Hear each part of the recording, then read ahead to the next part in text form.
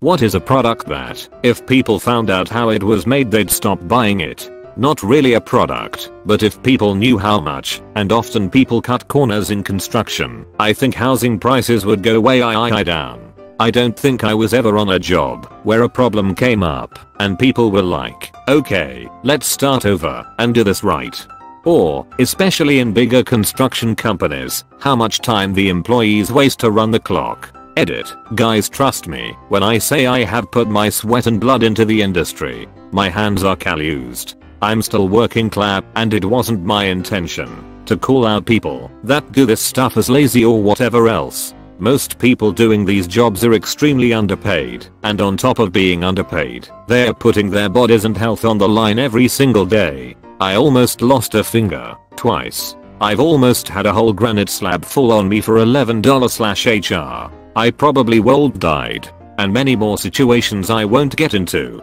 Don't take it out on the workers. Just try your best to work with a smaller company that isn't working 50 jobs at once and has a supervisor/owner around to watch what's going on. When you buy a used house, you'd be shocked at the corners people cut to make them look sellable. I work at a home improvement retailer. They ask you how to do a project and then disregard what you say if they can do it easier, faster or cheaper. I know the signs of budget flips and budget repairs now.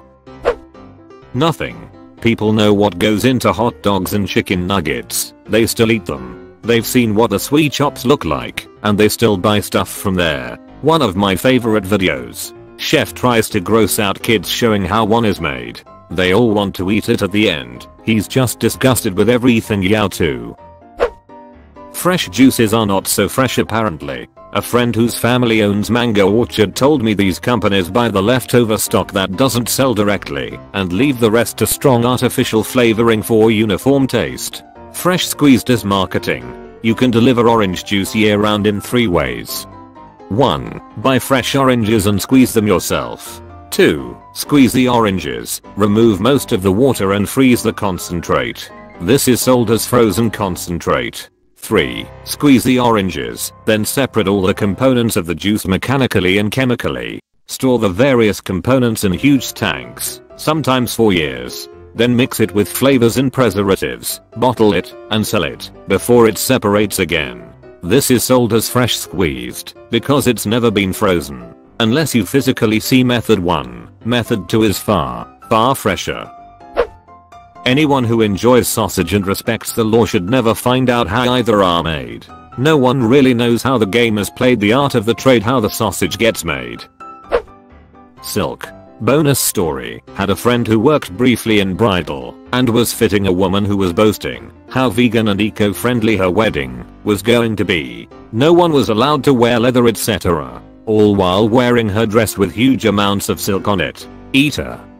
The 17th of July 20. A lot of people asking if my friend told the bride, so I asked her. No, I didn't. The bride and her friend started making fun of my disability when they thought I wasn't in the room and couldn't hear them.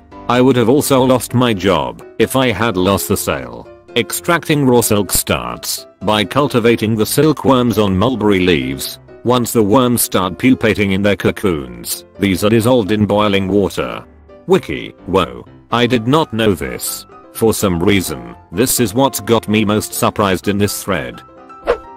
In high school, the girls in my class were horrified to find out what their Uggs were made of. They had no idea. Oh god, I knew this girl who was like, oh no, you don't kill the sheep to make Uggs. And I was like, no, you are thinking of wool, this is literally sheepskin, you have to kill it. Certain signed artwork. Used to work at an art printing company that we did signature editions of certain pieces. Guess who did the signing? Me and some coworkers. We were all design and art majors, so they just had us learn all the artists' signatures. We even had machines that could mimic the signatures too. I wish I had a picture of the devices, they were pretty cool. It was in the fine print that we were doing it and was approved by the artists, but I guarantee most people would never buy the prints if they knew the signatures were forged. So always read the fine print when buying items, especially special editions of stuff. Only buying from artists from now on. Baby powder. If only they knew where all the babies go. Nah, baby powder is what's left when you squeeze all the oil out. The human brain is incredibly good at forgetting and ignoring information that might inconvenience it. I'm gonna pretend like I didn't see this. I really don't think there is one. If it's because the ingredients or preparation are disgusting, I think most people are perfectly happy to keep eating/using it because the finished product is fine. If it's a moral reason, I just don't think most people would care enough to stop using or eating whatever the product is. We've known for years that Air Jordans are being made with child labor in sweet shops, and sales haven't dipped one bit due to that. And I don't say this as a cynic. I think we should work to improve conditions for all humanity, but the proportion of consumers who would be bothered enough to stop buying a thing is vanishingly small. That reminds me that Hershey's has some ethically made label on the back of their chocolate bars, even though 99% it probably isn't XD. Slurm. Poplars. I'd imagine if people walked through the sweatshops that produce most of their clothing, they would consider spending a bit more for products made in a more humane way. One of the reasons I think buying ethically made clothing is difficult is the large price difference, at least with the clothes I've seen. Also, many of the shops I've seen with strong ethical values tend to be online, and there are some clothing items that are difficult to buy without trying them on. I want to do better, but the industry doesn't make it easy. Coffee and cockroaches are linked in several ways. For those who don't know, this happens with coffee because the large piles of coffee beans get infested with cockroaches, and, according to Emlyn, it is impossible to remove them completely, so they are simply ground up with the coffee beans. Source: Treehugger.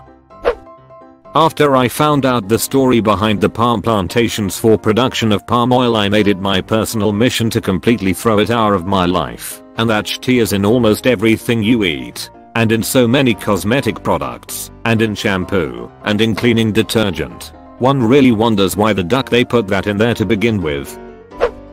Most low to mid tier vodkas. I work at an industrial distillery where we make millions of gallons of very high purity ethanol from corn. We have customers in the beverage market that literally just dilute our product to 80 proof or so, run it through a filter, and bottle it to sell. Those customers sell their products from anywhere from $8 to $50 plus for a liter. And you know what the main difference is? The more expensive vodka's bottle is fancier. It's almost all brand perception with these corn-based vodkas. Edit. My apologies, I didn't intend to be confusing. What I intend to convey is that a lot of vodkas are made from corn, and the actual alcohol is not made by the company on the label. They essentially operate as a packager. Some companies do more than others with this alcohol as far as processing it goes. So for me, that means that I don't typically buy corn vodka. Most cheap or expensive corn vodkas are very similar. I feel wheat, barley or potato derived vodkas are usually better. I use the label low mid tier because that is how I have the alcohol cabinets organized in the lab at work, which was dumb as that's not really a useful designation unless I name the brands we have in these groups, and I won't do that for business sake. All that being said, there is nothing wrong with corn vodka. If you like the taste, buy it. And not all corn vodkas are identical. After all, my company supplies much of it. I just don't want people to fall for the marketing shenanigans that some of these corn vodkas are special, handmade, etc. They'd stop buying low to mid tier vodkas because it's the same as expensive cheese.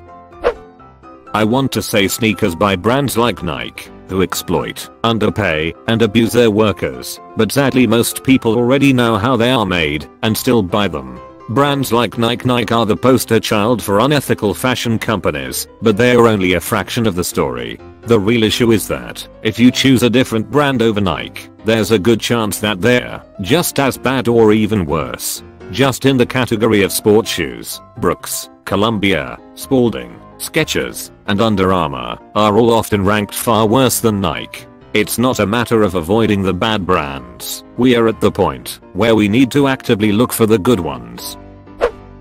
Chocolate produced by child labor. I once read a Twitter thread in Arab Twitter about this. It was widely retweeted. Some people were commenting that at least these children are working. Even though the thread clearly pointed out these kids were kidnapped by cacao gangs, chased and killed if they tried to escape. Some people will not stop and will not care and will tell themselves lies and continue about their day. Truth is irrelevant. This reminds me of a documentary series my dad once watched. Garlic. The garlic industry is a hell of a lot darker than most people would think. I don't remember everything, but apparently a lot of Chinese companies that sell to restaurants overseas use prison labor. These inmates have to peel the garlic completely by hand, no tools whatsoever. There were a few inmates missing fingernails. If I recall correctly, one man said that he had a friend who had to resort to using his teeth because he didn't have any nails left. They work unimaginably grueling shifts in which they have to meet a quota for the day or face consequences. They get paid very little, if anything at all. They all seemed so miserable. The series is titled Rotten. You can find it on Netflix. Rotten is so good. There's one about how the avocado trade fuels cartels in Michoacan, Mexico, and other ones about milk, cod, chocolate, wine, weed edibles, and more. Babies. Why? How do they make babies?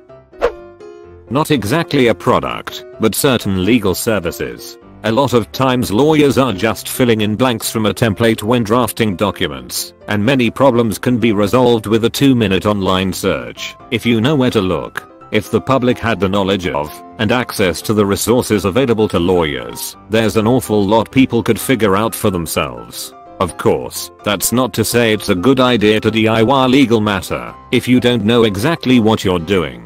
Just that the prices people pay for certain legal services aren't commensurate with the amount of time and effort they actually take the lawyer to complete. Edit. I'm a lawyer myself, and I'll echo others' comments by saying that you can seriously screw yourself or your loved ones over by doing even something as simple as a will incorrectly. In matters above a certain level of complexity, it would be insane to even consider representing yourself. The point still remains that my clients might think twice about how much they paid me if they watched me draft their deed in 6 minutes while listening to a Let's Play in one earbud and browsing Reddit in another tab. You're paying for the knowledge and the experience. You're also paying for someone to blame if it goes wrong.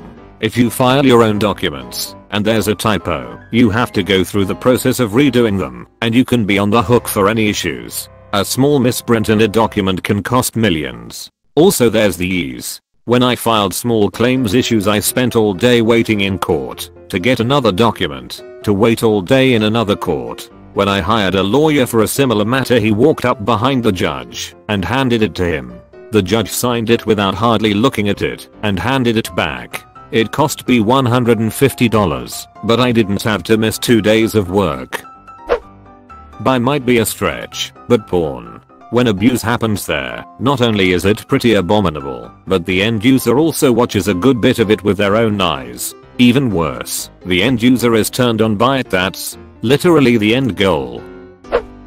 You'd be surprised how many products, including food, involve slavery, edit, and/or animal cruelty. I greatly prefer to go leather free in anything I use. I'm torn on leather. I've heard that it's typically made of the leftover skin from beef cattle that farmers sell to places that make leather, and I can totally get behind the idea of not wasting any part of the animal. But if that's not the case, and it's literally just from animals killed for their leather, that's definitely not okay.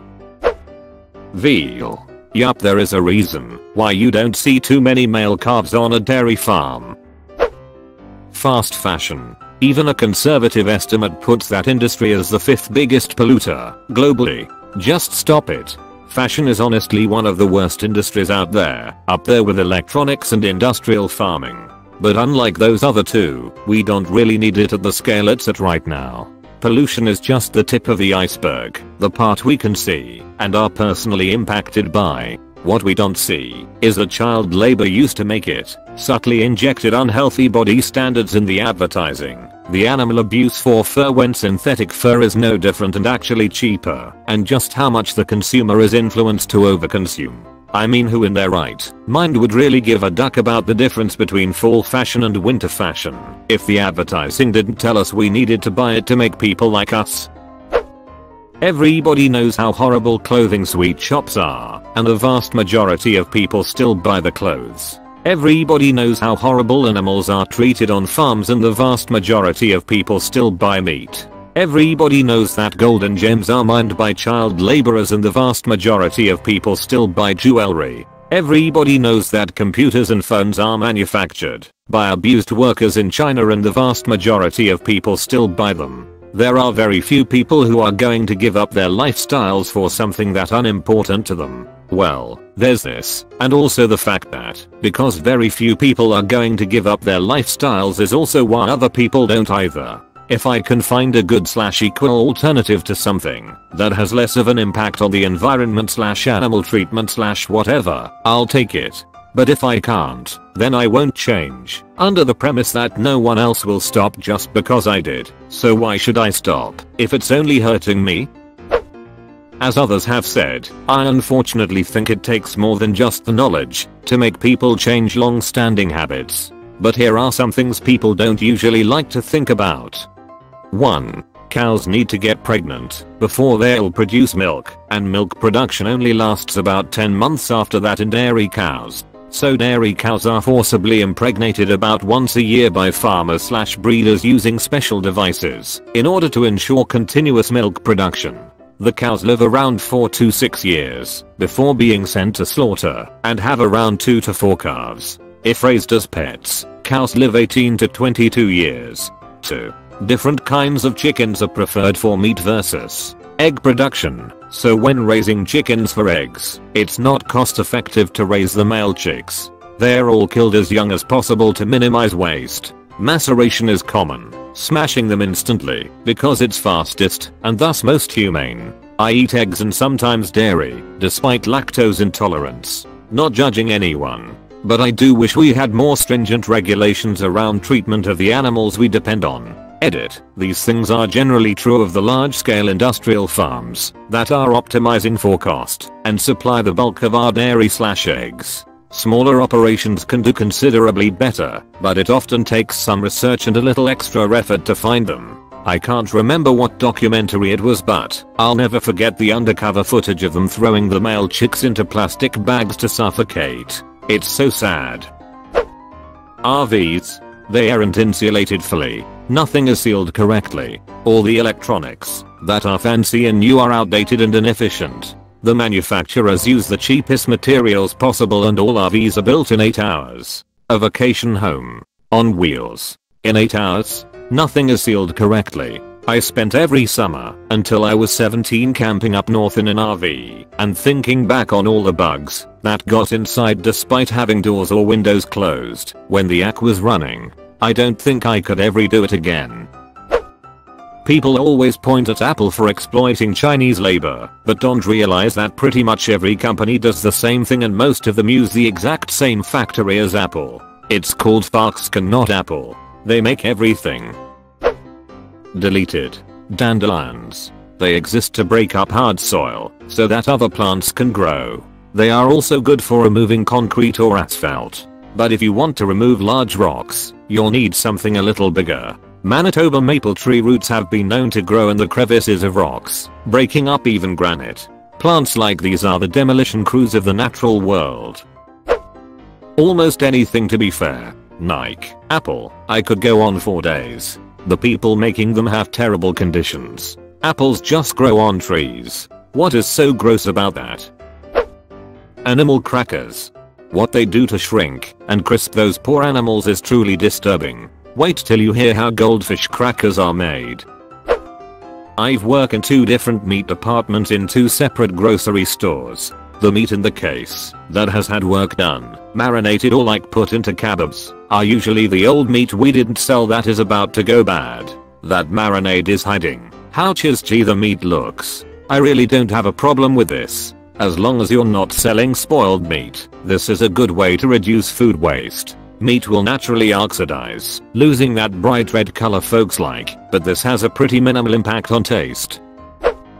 Mirrors. It involves sending miners into deep Arctic caves to retrieve the element mirrorium. It's a crystal in its natural state and apparently you could make a 10-foot x 10 mirror out of just a pen tip sized amount. I'm obviously making this up because I don't know how mirrors are made and they scare me. I can't ducking and eat this, man.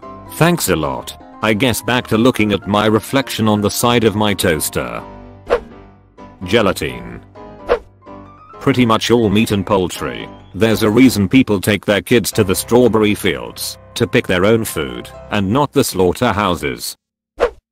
Mica products. I watched a documentary about mica mines in areas where child labor tends to be exploited, and the interviewer asked this girl about her experience and she described how her sister died in the mine and she's still working there. Mica is in almost all beauty products, and due to the change of hands it can be hard to determine if natural mica is actually ethically sourced. However, after watching some soap making videos, I've discovered that Mad Mica sells sparkly stuff that neither puts children at risk nor destroys the environment with microplastics. For those who want their cake and want to eat it too. Vegetables aren't necessarily made, so this might not count, but if people saw the exploitation of people that went into getting their fruits and vegetables, it'd be a different story. Many minorities work their ease off for little to no pay, through rain or shine. If they saw the hands and feet of the workers that provide them with the food, they'd be pretty shocked. How hard could it be? All you do is pick fruit and vegetables all day, yeah right. Also the annoying "oh my god you should be vegan, it's completely cruelty free" people should shut up, because the food you're provided with by grocery stores isn't cruelty free either. Diamonds. Learning about the blood diamond industry ducked me up. Hot dogs and bologna. I kinda like the idea of eating the leftover meat. It seems more sustainable. As long as it tastes good and is safe, who cares? Nothing, as most people don't really care. Nike, Amazon, Apple, Abercrombie have all just been outed as using forced work camps in China, so probably a bunch of their products, as well as plenty of other brands who probably use the same work camps. Source: also these work camps are also harvesting organs from said prisoners. Source: foie gras. Marshmallows, 100%. It's sugar, right? #RIGHT.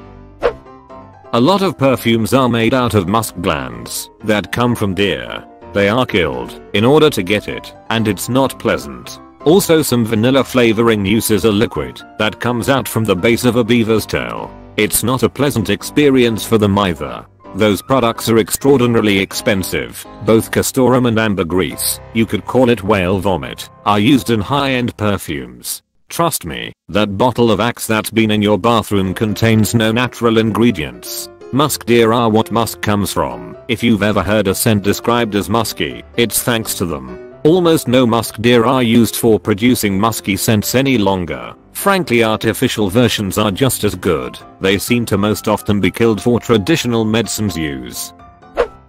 Any product which contains red dye carmine. It produces by crushing dry bugs. If we're not worried about the roaches in our coffee, we're not worried about this. Soylent Green. You've got to tell them. Soylent Green is people. My parents decided to build a house in another state. The builder did not know I lived in the neighborhood. The builder took this nice piece of land and spread about 2 feet of broken concrete over where the front yard and house would be. Not knowing much about construction practices, I took a picture and showed it to a construction engineer friend. He said that was messed up and there was no reason for that. Hired a local third-party engineer to visit the building site, and he said the builder was destroying the land. Parents had a lawyer send a letter to the builder. Builder's lawyer wrote back, denied any wrongdoing. Parents threatened to sue. Builder offered to refund deposit. Rather than waste time/money on a lawsuit, parents took back deposit and walked away. Wasted money on architect fees. Builder completed house. The finished house was raised 3 feet above of where the natural ground was. Whoever bought that house either didn't know or care that 6 inches below was tons of broken concrete debris. Duck that guy and every builder like him. Fruit smoothies. People think they're getting their daily dose of fruit, but that chiz is mostly ice, yogurt and high sugar juice with only a few pieces of solid fruit. Source: I work at Boost. Nestle chocolate because child slavery. Avoid anything made by Nestle really. Plumbus, obviously. You know I always wondered plum juices were made. Gummy bears. Any kind of factory farmed meat. Everything you buy is rooted in exploitation and suffering. A lot of butter tbh. They feed the cows literal garbage, and to get as much milk as possible, they take the cows' calves away. The cows cry for days afterward. I made it pretty far through this thread, but the crying cows is the end for me. Nope, I don't want to read this thread. Potted head, pothead cheese, or head cheese, Wikipedia. You don't need to know how it's made. You just need to look at it to know not to eat it. I don't know what's in a Jack-in-the-Box taco. It's not really meat, and it's not really bean. But it's so tasty, and I'll eat them anytime I'm drunk and or high.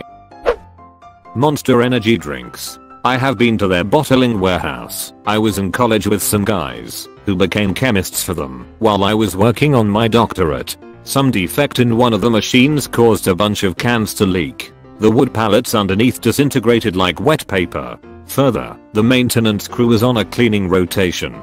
They told me that the monster tanks do not get cleaned unless there is so much build up that it changes the taste. This is because it is so caustic that bacteria and mold don't survive. Food from Chili's, Applebee's, TGI Fridays etc. It's disgusting.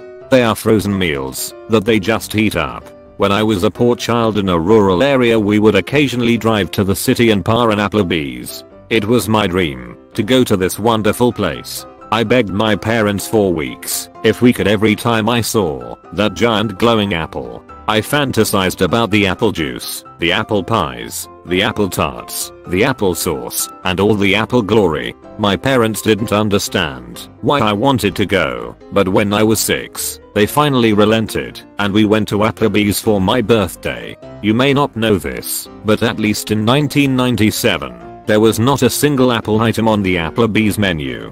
That big glowing red apple is a giant red lie. I flipped through the pages of my menu frantically, confused and distraught, and when the waitress came, I asked if the apple things were on some other special menu, and that was when my parents realized why I had wanted to come to Applebee's. I was mortified when the waitress told me that there was nothing with apples. I asked her why it was called Applebee's if there were no apple products, as my parents tried to shush me, and she had no answer as to why it was called Applebee's. I said whoever named this place was an idiot, at which point my mother got quite angry and lectured me on being rude.